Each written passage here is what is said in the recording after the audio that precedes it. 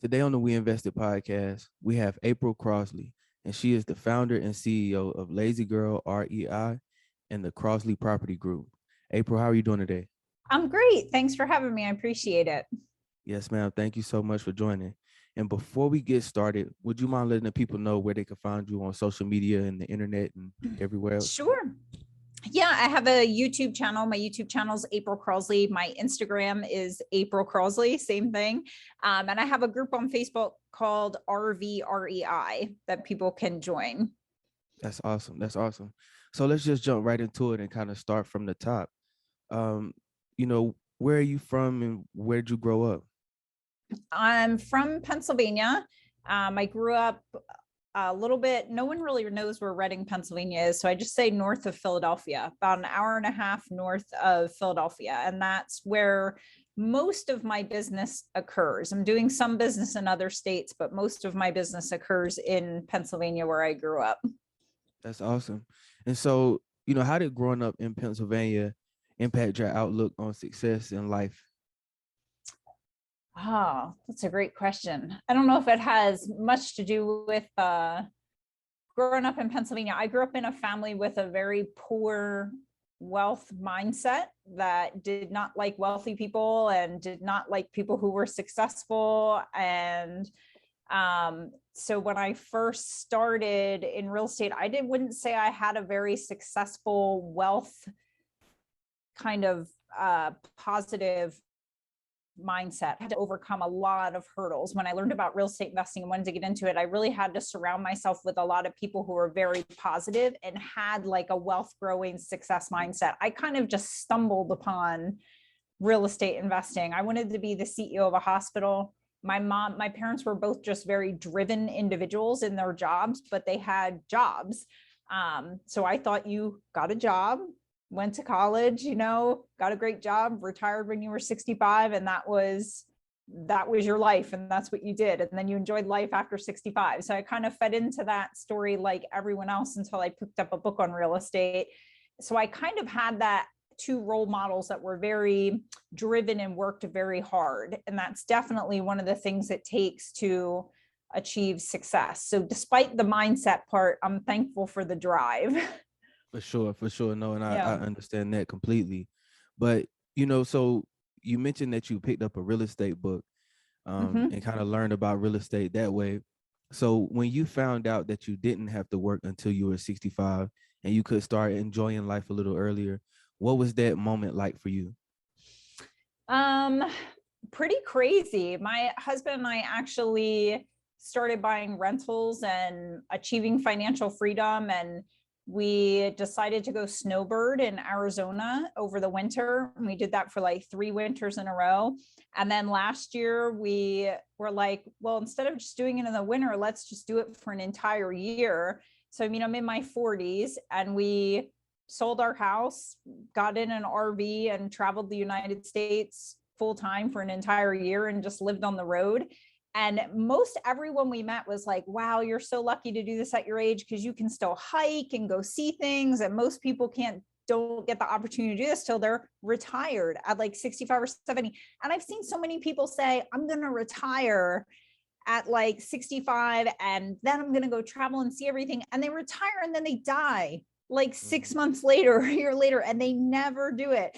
So I feel really blessed that we're able to do that. And now it's just kind of in the every day that you realize, if friends want to go on vacation or family wants to get together, I'm like, oh yeah, I can do that whenever. Let me know whenever. And you forget not everybody has that same freedom. They have to check with a boss. They have to put in for time off. They only get a certain amount of time off.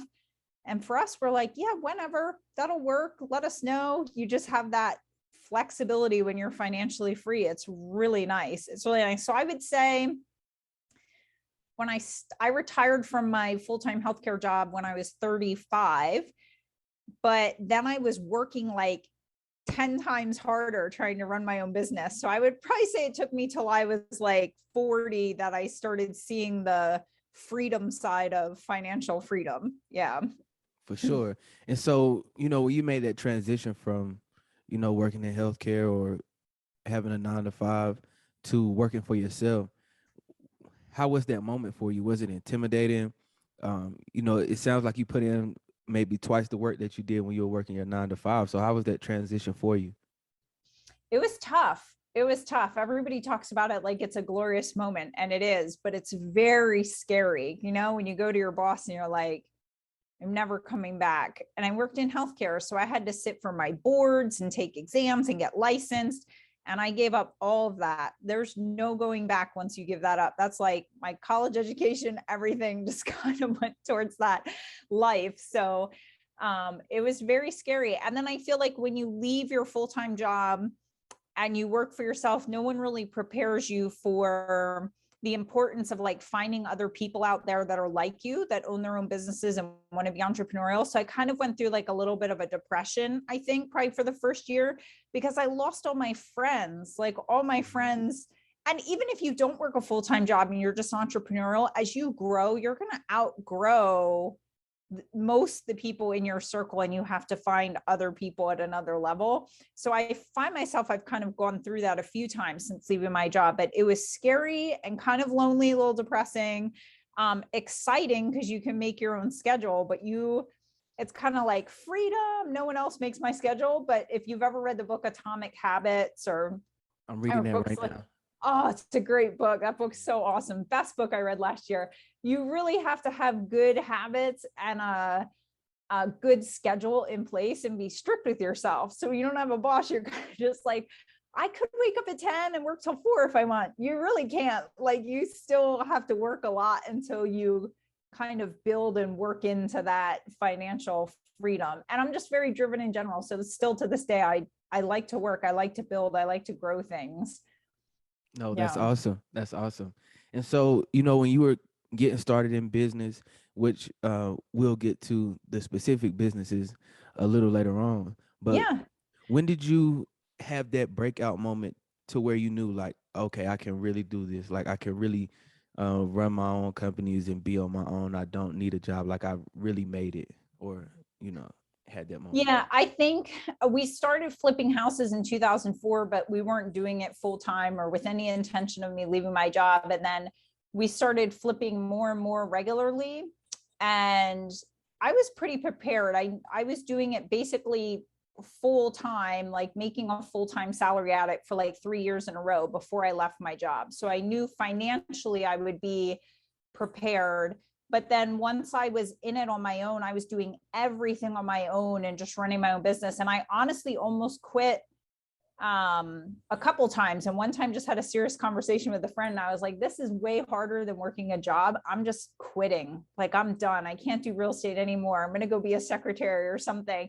And I joined a mastermind group, and they taught me more how to like be an owner. It's not like I ever took classes on how to be a business owner or run things like a business, you know. Right. I'm just running around like a chicken with my head cut off doing everything. So they really taught me how to like be a business owner. And then I was like, wow, if I can do that with this business, I can do it with other businesses that I create. So again, it just took like mentorship and having someone good like leading me and showing me. And then I realized, like, all right, I'm going to be okay. Like, I can do this. I have the systems in place now. Someone else taught me and showed me, and I'm not like reinventing the wheel. Yeah. No, that's awesome. And I think that's a great realization. And I think it's important to be transparent too. And I appreciate you saying that you had feelings of like, man, I want to stop. I don't know if I want to do this. But you know, you just persevered and kept going. And then you found that one group that helped propel, you know, your businesses to the next level. So I think that's awesome. Yeah. For sure. So let's just kind of talk a little bit more about those businesses. You know, so what is Lazy Girl REI and Crossley Property Group? Crossley Yeah. Property Group. So Crossley Property Group is like our real estate investing umbrella company. So under that, we have two flipping companies. We buy and hold small multifamily properties. So we have a bunch of rentals. We hold like real estate investment meetings. We do all kinds of stuff. And then when I was like buying multifamily and flipping, and then I learned about private lending, And so private lending became like, wow, this is a way I can still invest in real estate without it being so time consuming, like flipping and wholesaling and rentals. I can just invest my money passively. So I created a company called Lazy Girl REI because I'm like, wow, this is really like the lazy way to invest. And even when I was flipping houses, I was like, I don't want to go to Home Depot. I don't want to do all these other things. I'm not lazy, but I want to outsource everything and have it be as easy as possible. Okay. Because I went through that phase where I ran around like a chicken with my head cut off. So I created Lazy Girl REI more as like a consultation company. So we do a lot of education through that, a lot of education for private lenders through that company, like teaching people how to become private lenders, how to utilize private lenders in their business. And now we kind of raise capital through that company for other larger projects, like 200 units, 100 units, stuff like that. That's really incredible. Yeah. But for the people who may not know, how would you define a private lender? So it's somebody who's like a regular individual like you or I. They're not a bank. We have money. So say I have $100,000 and I can take that 100,000 and I can put it down on an apartment building and own an apartment building. And I can deal with tenants or deal with a property management company, have a building that I have to look after. So I'm actually putting it down, owning the building. Or I can take that $100,000 and I can flip a house, but then I'm dealing with contractors and everything that goes along with flipping a house. Or I can take that $100,000 and I can lend it to someone like you that is like, I love flipping houses, I love owning rentals, but a bank isn't going to finance the house I'm buying because it's in too poor of condition. Because typically as investors, we're buying stuff that's in pretty bad condition, or we're buying it from sellers that have to close really quick. So like they want to sell their house or their building in like 2 weeks. So you have to be able to buy cash.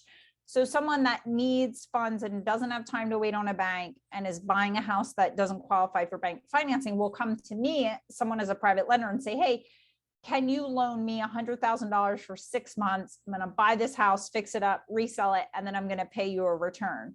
So in my eyes, it's like I can get a return from owning an apartment building. I can get a return from flipping houses, or I can get a return just by writing a check to someone else and letting someone else do all the work and just pay me a nice return. It's much more passive.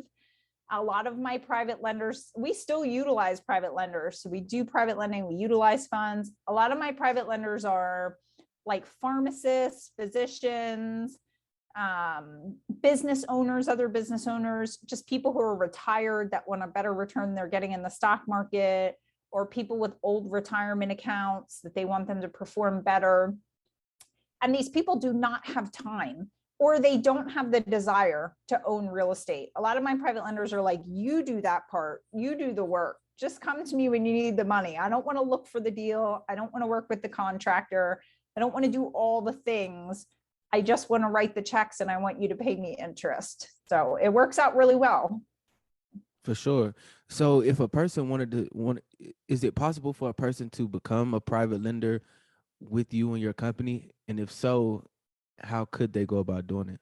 Yeah, typically I tell people if they have interest in private lending to just reach out to me via email or my Facebook group or any means. There's plenty of ways out there that they can contact me. And I usually just kind of ask them why, like, why do you want to be a private lender? How much do you have to get started? What direction are you going? It's a lot of consulting and working with people that want to be private lenders. A lot of getting to know them and why they want to get into that business and the easiest way for them to get into it. We do a lot of educational videos that we send them on that. That's awesome. Yeah. So, just kind of doing some research and reading through your bio, you mentioned that real estate can help to transform a person's life. So how would you say that real estate has helped to transform your life? They always say like money doesn't bring you happiness, okay, which I completely agree with. Money doesn't bring you happiness, but it makes life way less stressful. So I've been in a position where I had my son very young. I had my son when I was 16. I was on welfare. I was living paycheck to paycheck. I had just enough to pay my bills. And then from that space, you can't really change a lot of lives or help a lot of people because you don't have the capacity. You're always stressed and just worrying about where the next dollar is going to come from. So as we started to buy real estate, I got to help other people who were in distressed situations. I got to help private money lenders grow wealth because these people have money, but they don't understand real estate or how to use it. So I tell people, even private money lenders, like, you're doing them a disservice by not borrowing their money because you're not helping them grow wealth. And then as we started to buy rentals and flip houses, it took the stress off the like living paycheck to paycheck and having debt. We were able to pay off our debt, not live paycheck to paycheck, had much larger capacity to help more people. And then the more efficient I run my business and the bigger I can grow it, the more I can help more people. And I really don't feel like anything fills you up here inside like giving and helping others. Like that more than anything helps you grow as a person. So if you think about it, the more people that you can help grow wealth, the more lives you can change because you're taking that stress off of people. So it's just made me a more positive person, and it's helped me have a greater impact on everyone, my family, communities, like everything, my tenants, everything. You're just a more positive growth, wealth mindset person. No, and I You can think you, create a lot more change from that space. for sure, and I think you just explained that really well, and it'll help connect the dots for a lot of people and just help them see the importance of um, helping others and impacting others' lives and changing lives in a positive way. But Yeah. earlier you mentioned that you had a child at an early age. You were also working in healthcare, learning about real estate, getting involved in real estate. So, how was it for you balancing all of it, like wearing multiple hats? How was that for you? Yeah, it's stressful. So I feel like that's where you have to really dig deep and decide what's important to you. Like when I worked in healthcare, on lunch break, everyone would go to the cafeteria and they would sit around and they gossip and talk. And I would eat my lunch in a break room and I would fold letters to sellers at the same time. So I'd be stuffing envelopes to sellers while I'm inhaling my lunch. Didn't really care about my lunch. I just wanted time to stuff letters. Any downtime I had, I was stuffing letters. Any extra money I had, I was buying stamps. So it really comes down to sacrifice and digging deep and really wanting it. Like you hear it time and time again, but it's, you have free time, you can watch TV or you can read a book that's going to move you forward. You can buy the latest pair of sneakers or you can buy a roll of stamps and send letters out to owners to get rental properties. That's the position I was in. I feel like if I didn't have as much going on, obviously I could have probably gotten further faster, but I don't regret having to hustle that hard and work that hard and work on it all the time to get where I was. Cause I feel like it makes you stronger. Like nothing was ever handed to me. And I feel like that's a benefit to me in my businesses. For Yeah. sure. And it sounds like it helped to build a really strong foundation. And you mentioned that drive that you observed from your parents and it kind of passed down to you, and it really shows, Yeah. and it really stresses the importance, like you said, of just being able to make sacrifices, and maybe miss out on a conversation with the group of people, or maybe miss out on buying those new sneakers like you mentioned. So I think, you're saying some really important things, and giving away some really important keys to be able to advance your life. Yeah. You have to take advantage of every minute you have. Like when you think about it, like, what am I doing with my time? What am I doing with, like, God is giving you this moment. You're here in this day with every hour and every minute. What are you doing with that time? And is it propelling you forward in life? It got to the point in healthcare, I'd take a bag of letters and envelopes into work. And then it got to the point people would just start helping me. They'd see me and they'd be like, do you want help folding and stuffing envelopes? I'm like, yeah, that'd be great. You can help me. And it seems ridiculous, but I was utilizing every like moment that I had free. No, that's Yeah. amazing. So, something that you mentioned earlier is that with Lazy Girl REI, I believe it was, you focus on educating. Mm-hmm. Um, and you have a great presence on social media, from your Facebook page to your YouTube channel. So what is the importance of educating and getting that message out to the people? Why is that important for you?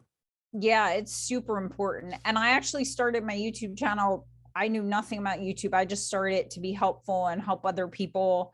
And really, it comes down from like, I admire everyone that's taken the time to like give me little bits of educational information, no matter if it was 5 minutes or 30 minutes of their time. And I want everyone to know that you can have no money and come from terrible circumstances, and you can do amazing things in life and change people's lives.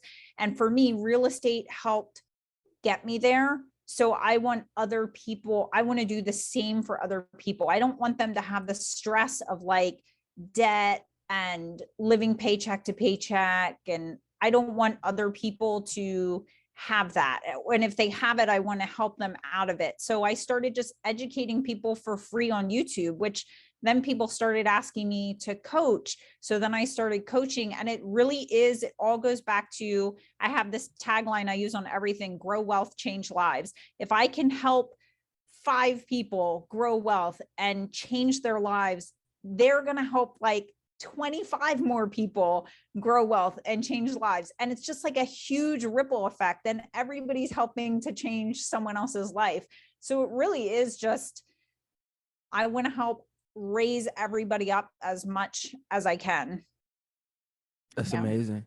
And so, one of the things that I find really interesting is that um you knew that you weren't, I guess, born with the innate knowledge or never taken a class on how to become a business owner.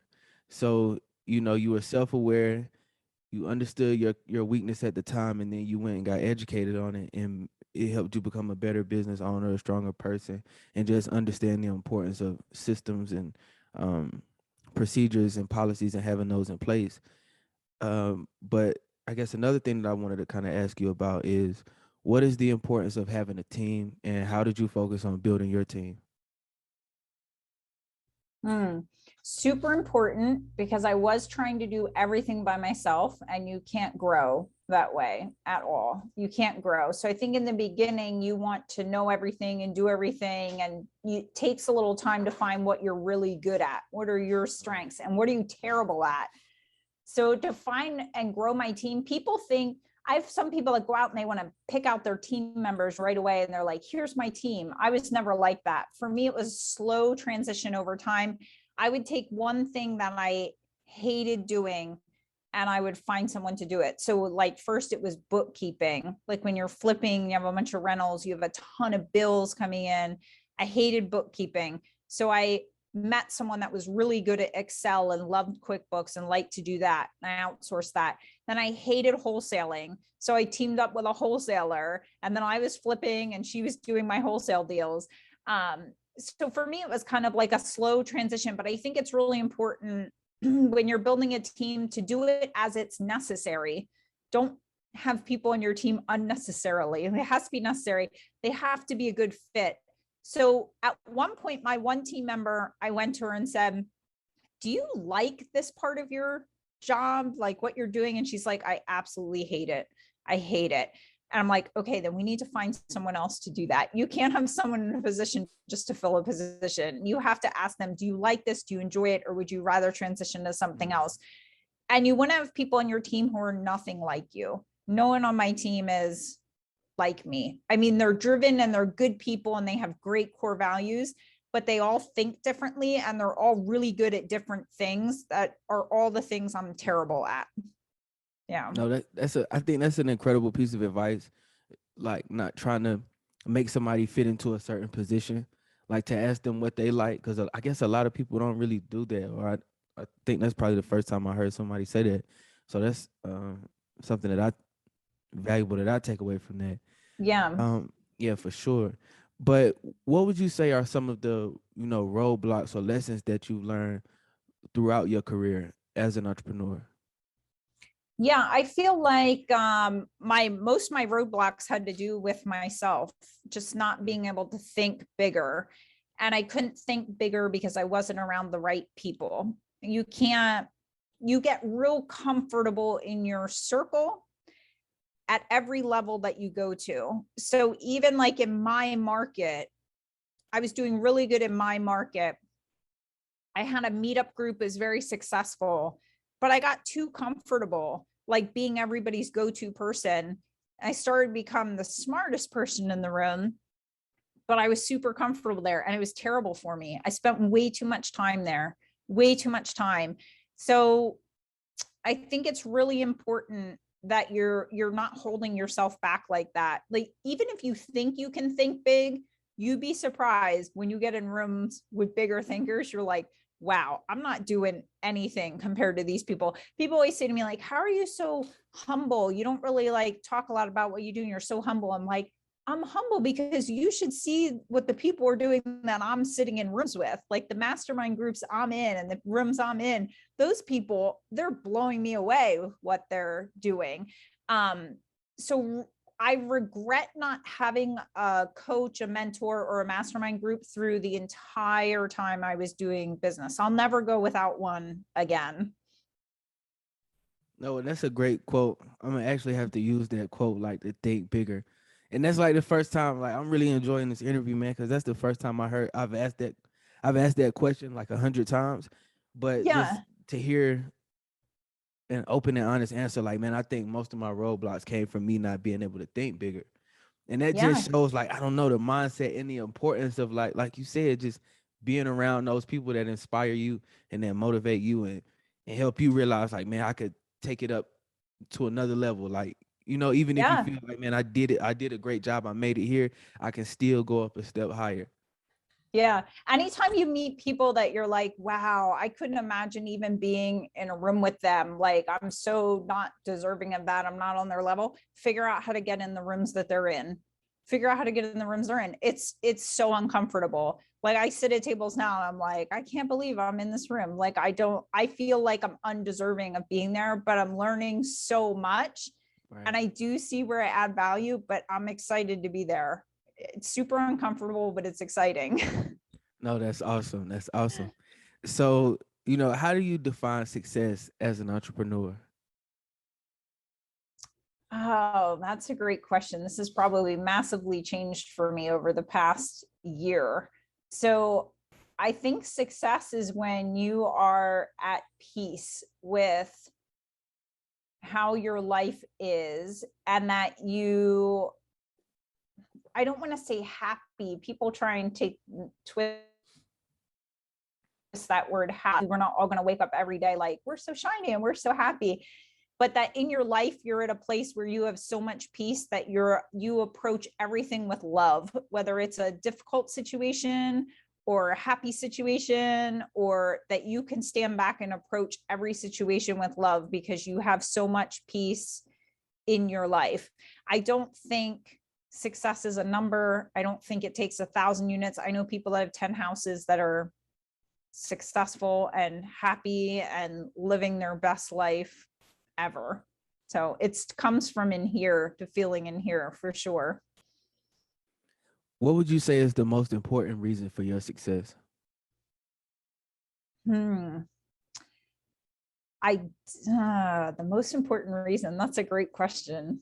That is a great question.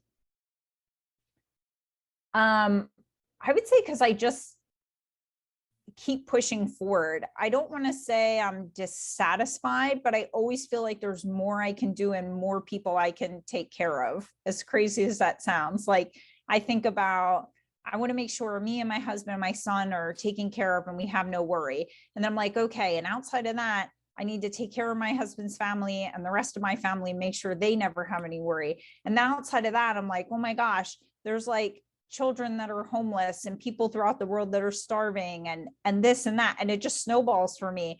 So I think to myself, by playing small and thinking small and saying, oh, once I make like $1 million a year, that'll be plenty, it's really not, because there's the more I can grow and the more I can do, the more people I can help. And there's always people out there to help. There's always people.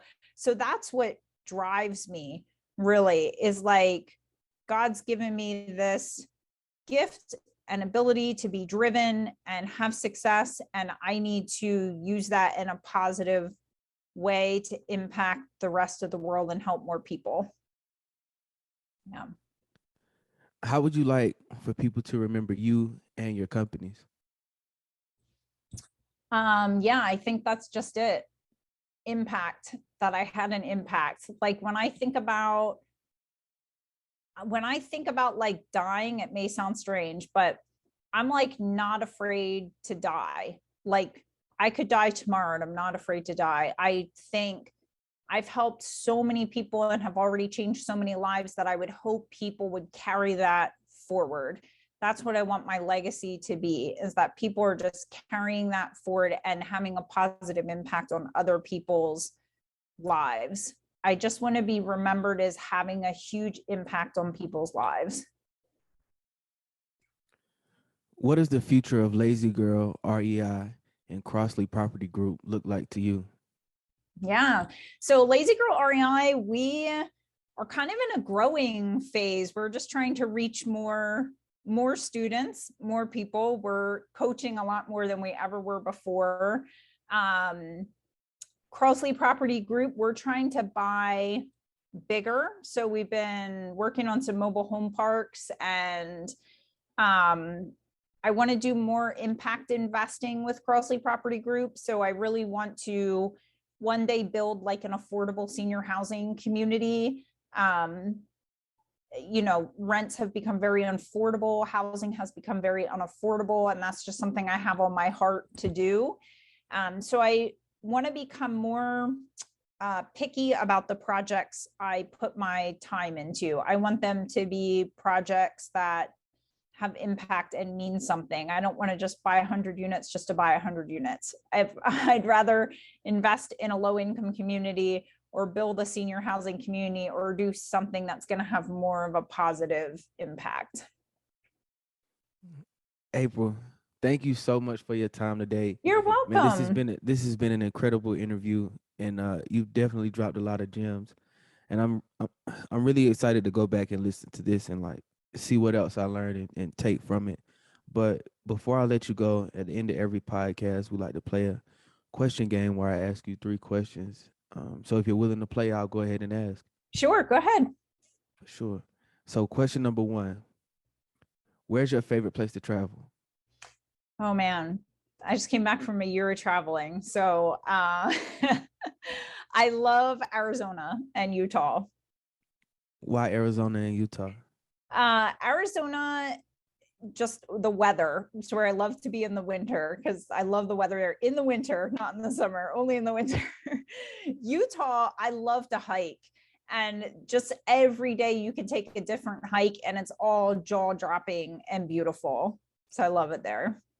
Yeah, I don't hike often, but every time I go on a hike, I pull like some new type of inspiration from it. So it is like a freeing activity for sure. Yes. Yep. Okay, so question number 2. What song represents your life the most? Oh my goodness. That's a good question. Probably Fighter by Christina Aguilera. Nice. That's a good choice. All right, and third and final question. What's an amazing thing that you did that no one was around to see? An amazing thing I did that no one was around to see. I'm not sure. That one might stump me. I might have to think about that one. No problem. I give a lot in like random situations, but a lot of people probably do that. When you're like driving, you see people along the side of the road and they're asking for money, and if I don't have money, I give them gift cards sitting in my car. If I don't have gift cards, I give them something, just like something. But that's a great question. I'll be thinking about that one for the rest of the day. That's awesome. Well, April, thank you so much for your time today. And like I said, I really enjoyed this interview and I definitely learned a lot from it. You're welcome. Thank you. I appreciate you having me. Awesome.